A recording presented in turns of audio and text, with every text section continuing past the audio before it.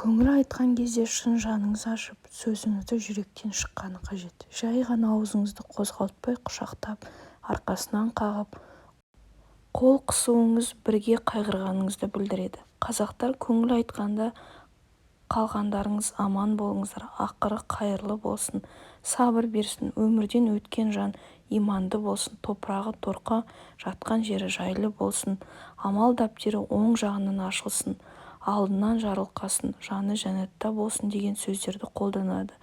Нәресте шетінеп кетсе, ата-анасына шарапатшы болсын дейді.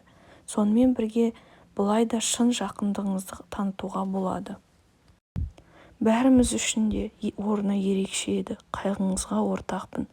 Бізге сыйлаған махаббат мен жылуы жұбаныш болсын, ол үшін дұға етеміз.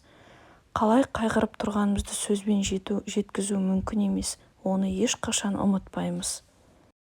Орны толмас қаза болды, сізді де, ол кісіні де тілегіме қосып жүремін. Осындай сөздер мұздаған жүрекке жылу береді. Баршаңыздың жақындарыңыз аман болуын тілейміз.